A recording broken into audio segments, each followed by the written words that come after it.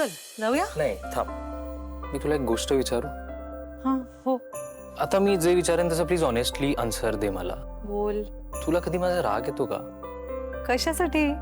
Look, in अ वे तुझं आणि समर सरांचं माझ्या हट्टामुळे लग्न झालंय ताई.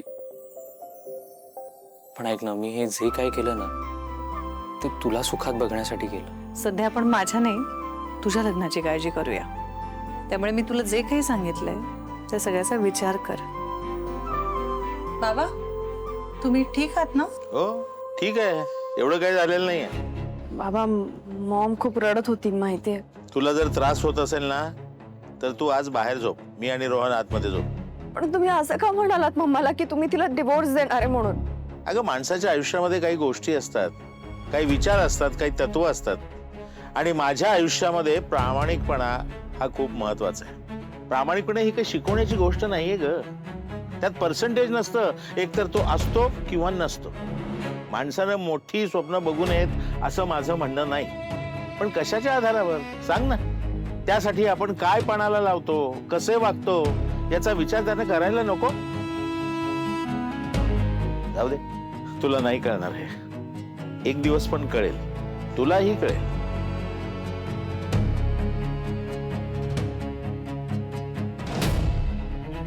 बाबा का बोलले असं? म्हणजे डिवोर्स होणार आहे का? ए राजा, असं काही नाही होणार आहे. ताई प्लीज तू खोटं नको बोलू. अगं तुला नाही माहित बाबा कसे वागतात आई सोबत. तू नसतेस ना इथे. बाबा ना अजिबात चांगलं वागत नाहीत मम्मा सोबत. आणि ते ना जेव्हा बोलतात ना तेव्हा तेव्हा भांडतातच. आणि तसंही त्यांनी तुझ्याच लग्नात डिक्लेअर केलंय ना की त्यांचा काहीच संबंध नाहीये. सुश, असं नाहीये बाबा ना, ते सगळं रागाच्या भरात म्हटले. आणि ट्रस्ट मी, तो राग कधीतरी नक्कीच कमी होईल. काही झालं तरी आपण सगळे एक घट्ट कुटुंब आणि कायम असणार आहोत. होईल सगळं नीट, नको काळजी करू. हं? या तुम्ही पण या. आत्ता त्या श्वेताला हात लावू नका. तिच्या घरावर लक्ष ठेवा, पण तिला कळलं नाही पाहिजे. असं वाटायला हवं की आपण तिच्या मागे कधी नव्हतोच. नाहीतर परत तिला कळलं ना, बोंबाबोंब करेल आणि आपल्या अडचणी वाढतील. घरात सगळं शांत होऊ दे, मग बघतो मी तिच्याकडे. हा ठेव. ऐक ना ते, मगाशी नाही म्हटलो पण थँक्यू. फटके देऊ का? इथेच थांबतो. अंशुमन, 1 मिनिट. का? काय झालंय? अजून काय व्हायला नको म्हणूनच तू इथेच थांब, आत येऊ नकोस. आधीरा परत घरी आली ना, तसंच तू तुझ्या घरी परत जा. रोहन घेऊन जाईला. हे अंशुमन, हा तुला अरे तुरे का करतोय? आपण बोलूया. नाही, आणि दुसरी गोष्ट, आधीरा इथे कायमची आलेली नाहीये. मी घेऊन जाणार आहे तिला. गुड जोक रो. असं काय होईल मला वाटत नाही. तुम्हाला जे हवं होतं ते झालंय ना. लग्न झालं, खूप वरच्या क्लासच्या लोकांची ओळख झाली, सगळे कपडे दागिने मिळाले ना. एक मिनिट. आता परत असाच काही प्लॅन आहे का तुमचा? म्हणजे आधीराला त्रास द्यायचा, मग ती चिडून इकडे येणार आणि मग तिच्या थ्रू तुम्हाला हव्या त्या गोष्टी करून घेणार. कारण तुम्हाला माहिती आहे समर दादा आधीरासाठी वाटेल ते करतो. वाह, तुमची सगळी फॅमिलीच सामील आहे ना तुमच्या प्लॅन मध्ये. स्वानंदी वहिनी इथे घरात भांडण लावते, तिच्यामुळे माझी मॉम हॉस्पिटलमध्ये, आणि हे बरोबर आधीरा घरी परत आलेली असताना. Perfect timing. किती सिक माणसं आहात तुम्ही. अंशुमन, तुला जे काही बोलायचंय ते मला बोल. माझ्या बहिणीला मध्ये आणायची काही गरज नाहीये. अरे पण तुझ्या फॅमिली मधला सगळ्यात मॅनिप्युलेटिव्ह मेंबर तुझ्या फॅमिलीत येऊन बसलाय ना, तुझी बहीण. आणि ती जो काय तमाशा करते ना आमच्या घरात, त्यावरून मी तिला बोलूच शकतो. तुझी ताई आमच्या घरात आल्यापासून आमच्या घरातली सगळी शांतता गेली आहे. घेऊन जा तुझ्या बहिणीला. तिचं तोंडही बघायचं नाहीये आम्हाला कोणालाच बघायचं नाहीये. आणि परत तुझ्या ताईने आमच्या घरात गोंधळ घातला ना, सोडणार नाही मी तिला, सोडणार नाही.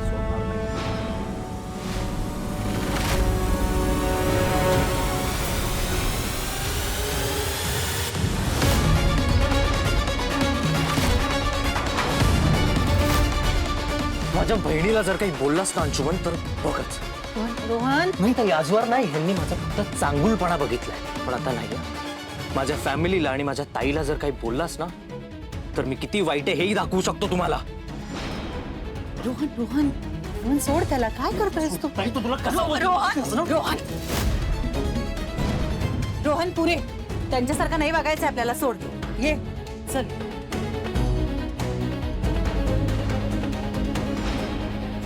त्याला हेच वागायला हवंयस तू. पण तो तुला घरी नाही घेणार असं म्हणतोय. अरे तू कसा नाही घेणार मला घरात? हे घर जसं त्याचं आहे तसं राजवाड्यांचं पण आहे, आजींचं आहे, अधिराचं आहे, सगळ्यांचं आहे की नाही? बरं मी राजवाड्यांची बायको म्हणून या घरात आले, मग तो मला कसं काढू शकेल? त्याच्या आईला बरं नाही आहे ना, म्हणून जरा हल्लाय आणि असा वेड्यासारखा वागतोय तो. पण तू नको काळजी करूस, मी बोलते ना त्याच्याशी. ऐक रोहन प्लीज, इथला ताण नको वाढवूया. खूप टेन्शन येत आत्ता. Be a good boy. तू आत्ता घरी जा, आपण बोलू. इट्स ओके, मी बरी आहे.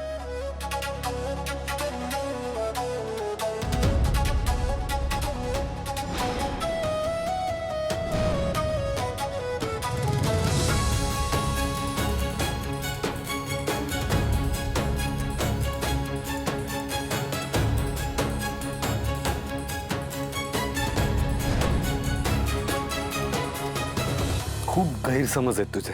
ही जी नावं तर तू घेतलीस ना, त्यांना तू घरात हवी आहेस, काही त्यातलाच एक गैरसमज. नाईलाज म्हणून दादाने तुझ्याशी लग्न केलं आणि नाईलाज म्हणूनच तुला या घरात येऊ दिलंय. किती घाणेरडी फिलिंग असेल नाही? आपण कोणालाही नको आहोत तरी आपण ते पॅरासाइट सारखे, बांडगुळासारखे चिकटून आहोतच. तुला काही सेल्फ रिस्पेक्ट आहे की नाही? का अजून इन्सल्ट करून घ्यायचंय तुला या घरात? कोणाचंही काही अडणार नाहीये तू इथे नाही राहिलीस तर. शाणी असशील तर या घरात पाऊल ठेवू नकोस. शहाणी तर मी आहेच आणि या घरात पाऊलही ठेवणार, कारण माझं घर आहे ना हे. तुझं घर? हे घर तुझं आहे, हवंय हे घर तुला? किती अँबिशियस आहेस ग तू. पण या घराला तुझी गरज नाहीये.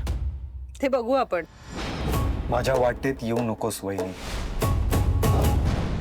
आता तरी मला तू माझ्या वाटेत दिसतोयस. ही वाट तर मी लावणारच आहे. एकदा जिंकलं म्हणजे प्रत्येक वेळी कसा जिंकशील तू? अरे असं नाही होत. मी कधी हरत नाही आणि मी कधी हार मानत नाही. तुला उडवून लावायला मला 1 सेकंद पुरेल. इतकं सोपं नसतं आणि मला नाही वाटत तू ते करू शकशील. नाही वाटत? चालेल. हे इतकं महत्वाचंच नाहीये माझ्यासाठी. आता तू ते करू शकत असतास तर तू करून मोकळा झाला नसतास का? हे इथे माझ्या समोर उभं राहून अशा धमक्या वगैरे दिल्या नसत्यास. ऍक्च्युली माहितीये का, तू आता हे जे काही बोलतोयस ना ते तू करू शकत नाहीस, कारण ते तुझ्या हातात नाहीये.